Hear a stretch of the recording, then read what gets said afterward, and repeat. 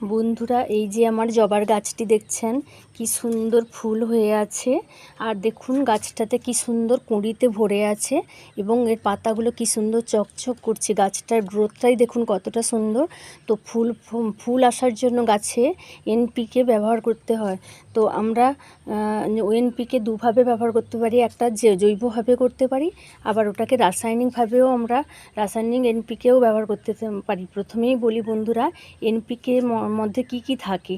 এনপিকের মধ্যে থাকে nitrogen, phosphorus আর হচ্ছে তোমার পটাশিয়াম।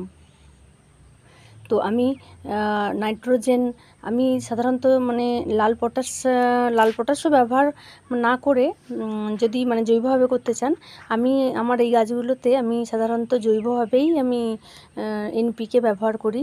তা সেটা বন্ধুরা আমি কোথা থেকে এনপিকে পাবো বা আমি কি দিই এই গাছটার মধ্যে। তা বন্ধুরা আমি এনপিকে এই যে দেখুন বন্ধুরা, কলার খোসার মধ্যে থাকে পটাশিয়াম থাকে।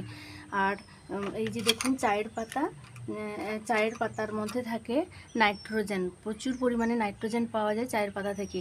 আর এই যে দেখুন পেঁয়াজের খোসা, এই পেঁয়াজের খোসা থেকে পাওয়া যায় ফসফরাস।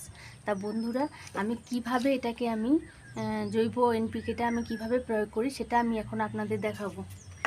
একটু হালকাভাবে খুঁড়ে নিলাম এইভাবে।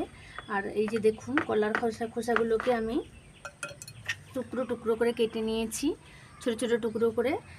তো প্রথমে আমাকে নাইট্রোজেনের জন্য এই যে চা পাতাটা আমি এক চামচ মতো, চা চামচের এক চামচ মতো নেব।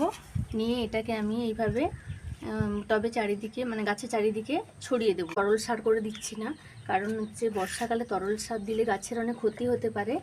তবে বন্ধুরা এই জিনিসটা ভুলবেন না, যেহেতু আমরা মানে সরাসরি ডাইরেক্ট খোসাগুলো দিচ্ছি যাতে ফাঙ্গাস না লাগে, সেজন্য আমাকে অল্প একটু পরিমাণে ফাঙ্গিসাইড, যে কোনো ফাঙ্গিসাইড এইভাবে অল্প একটু দিয়ে দিতে হবে, না হলে ফাঙ্গাস লেগে যেতে পারে।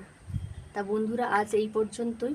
হ্যাঁ বন্ধুরা, এবার আমি এর মধ্যে একটু অল্প জল দিয়ে দেবো।